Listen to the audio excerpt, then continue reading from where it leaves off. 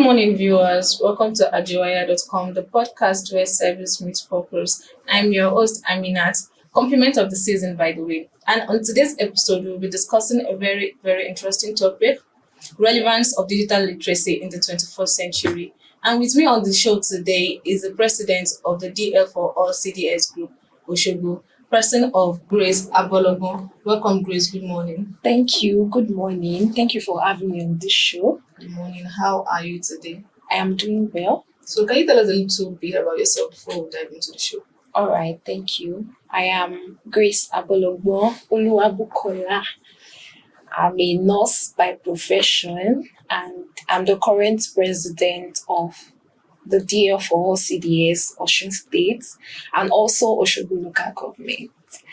So I do a lot of things. I write, I bake. I'm also a traditional wedding anchor. And I find a lot of interest in digital skills like data analysis, content writing, videography, photography, and a couple of others. And by the way, I think she forget to add, she's also a Texas. So we've always heard of tech bro, tech bro, tech bro. She is a Texas. So welcome once again, Grace. Thank you. So down to my first question. Why do you think digital literacy is essential in today's society? Okay, digital literacy is essential because we are now in a digital world. The whole world has been digitalized so that you are in your room and you know what is happening in USA. That is the power of digital skills, digital tools, or let me say that is the power of technology. So it is very essential that we stay relevant in the digital world by empowering ourselves with digital skills and knowledge. Okay, so now to my next question. What exactly is digital literacy apart from computer and our smartphone? I thank you for that question. A lot of people believe that once you know how to operate your phone, once you can do one or two on the computer, makes you a digital literate person. No, that's not all it entails. It's whatever you do with the information you can get on your phone or what you use your computer for speaks volume of how digitally literate you are. So digital literacy means that you are able to integrate or evaluate information that you get online. You are able to maintain online safety. You are able to utilize the skills that you have learned online into your everyday life to produce better productivity, either in your business, in your workspace, or even in school for students. So being digital literate is a whole lot, but essentially it involves you being able to pick information from the online space and integrating it into your life. Oh, very good, very good. Thank you so much for that. Welcome. And to my next question, how do you think digital literacy improves the chances of employment in today's society? All right, thank you. Digital literacy and skills would improve your efficiency in securing a job, because if we have two people that are seeking for a job right now, one has digital skills like even knows how to operate AI, some digital skills and all of that, and the other person is without any digital knowledge. We all know that the person that has the digital skills, or let's say tech skills, like we all say, would be picked over the person that does not know how to make use of these essential tools. So digital skills and literacy puts you over, it increases your chances of getting job, even in a very good space in the corporate world or anywhere you are. You stay relevant because you are up to date on the use of information and also technology. So it puts you ahead of others in terms of securing a job. Very good, very good. Thank you so much for answering that. Now to my next question. As an entrepreneur, what are some digital skills that you know improves business? Okay, as an entrepreneur, you need skills like digital marketing. Gone are the days where you put your wares on your head and then you walk from street to street. Yeah, it's still happening. Yes. But you can't compare the rate at which people come online, market their goods, like they make use of video, some audio, some even go on radio to advertise their wares or their brand or their businesses. So that is the power of digital literacy, or let me say digital skills, in improving your business.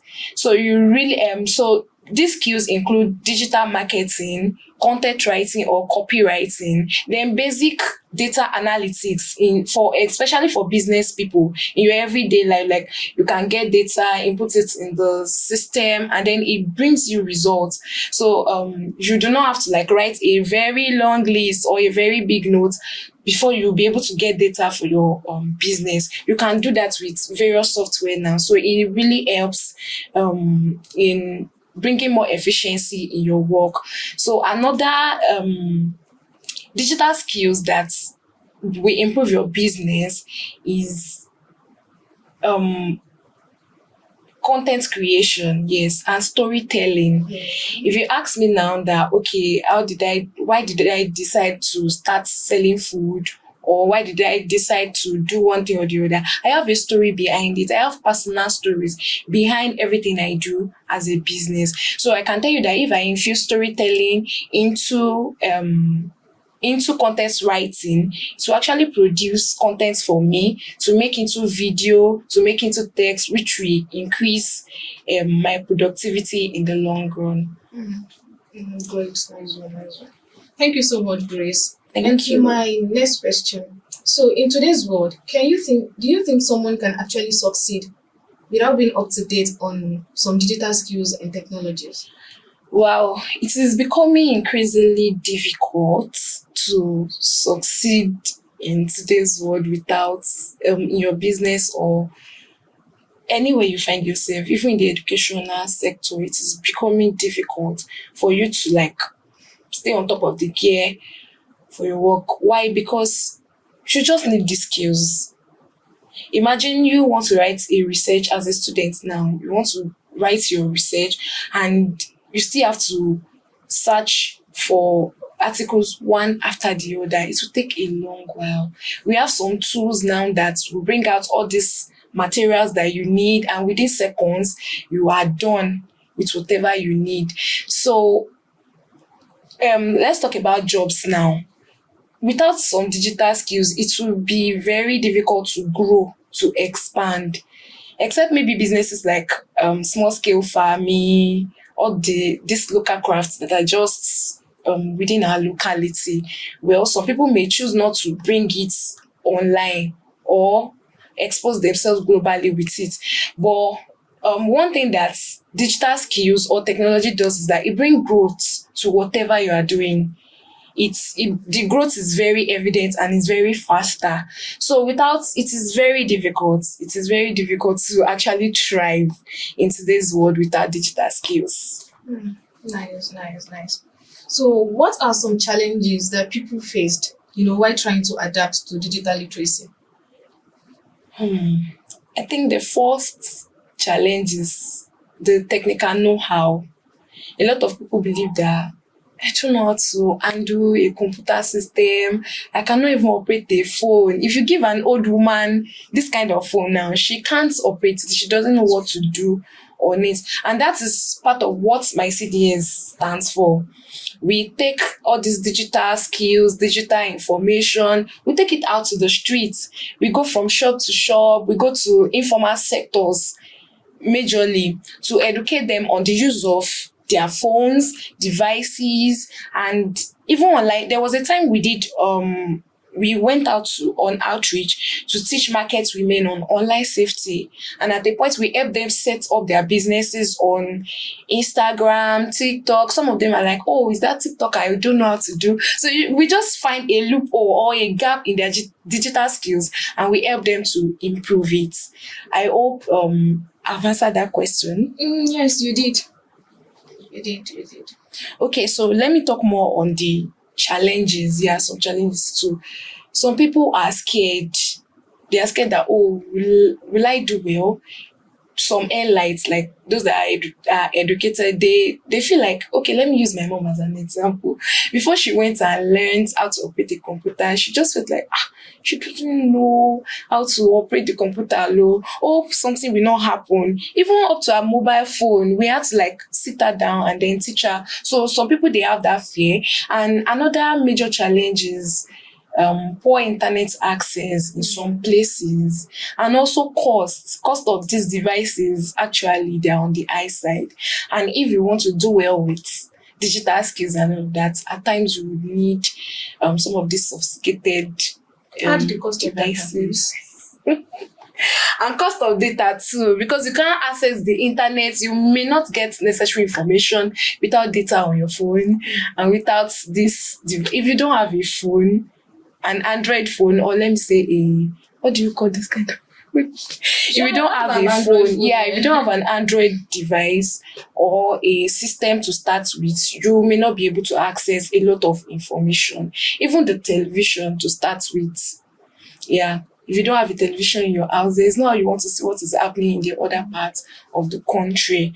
So there are a lot of barriers to the use of technology, but the basic is fear, technical know-how, cost of material, cost of devices, then poor internet access. And then a lot of people are not aware that they can actually learn. Yes. Yeah, so that is why we digital literacy for all. That's the full meaning of the DL for, yes, digital literacy for all. Everybody and anybody, including secondary school students, they can make use of digital they can make use of digital devices, they can make use of digital skills and the necessary information to help them in life. Okay, thank you so much for that. I really, really appreciate it. And that brings us to my last question. If you could give one piece of advice to someone struggling with digital technology, what would it be? It will be that start small. You don't necessarily need all the sophisticated devices. You don't need to have all the knowledge. Let me use myself for example. I think I've been in the digital world for a while now, and most of the things that I know today, I've actually taught myself. At times I go on YouTube, how do I do this? How do I do this? And then it brings out videos. So I didn't start with this phone. I started with a smaller phone, and I would always go on some websites. How do I create designs? How do I make short videos for my businesses? How do I do this and that with my phone? So when I had a system, it brought more efficiency to everything I was doing. So I didn't necessarily have to, like, of course, there are times that we have to go and pay for some courses because some people are very good and they would, it will make the knowledge, it will make us acquire the knowledge very faster. But a lot of times we can just start small with whatever device you have, whatever means that you have, just start small, learn on the job, and that way before you know it, you become a tech savvy. Mm-hmm. Thank you so much, Grace. I really appreciate that. So let me just add this particular one because you mentioned content creation. Yes. Like, so, is there a way you can kind of, how should I put it? Okay. Can you give us some piece of advice, maybe strategies or, techniques for an upcoming content creator? Because we have a lot of people these days that are actually camera shy. And I don't think that's one of the things that's actually holding most business owners down these days, content creation. So is there anything that you can just tell them at least that will make them improve in content creating? Okay, content creation is a very wide space, and I will start by, you need to pick your niche. You need to pick one specific place that, I want to be known for writing. Okay. I want to be known for videos. I want to be known for speaking. I want to be known for hosting a podcast or speaking on shows. So content creation is not just about, I'm a content creator. What are you doing that makes you a content creator? What content are you giving out? So if you're camera shy or you don't want to be in the faces of everyone, then I think you need to look into the space that does not require you coming out to show your face. And that includes writing. You may not see my face out there a lot of times because I'm more into writing. I'm more into writing. Not because I'm camera shy, but I find expression through writing. So another thing I have for content creators is that know your passion. Know what's one thing that if they wake you up now that, oh, wake up, come and do this thing, you will do it effortlessly. That is what you should invest in. So if you think you are good with making talking, speaking, you can start a podcast. And if you think you are more good with writing, you can start writing.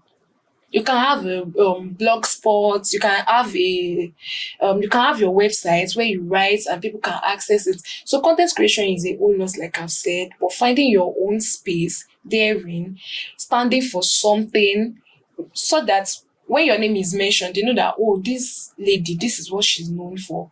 If you want, like on Instagram now, there are some people that stand for fashion, there are some people that stand for tech. They teach you.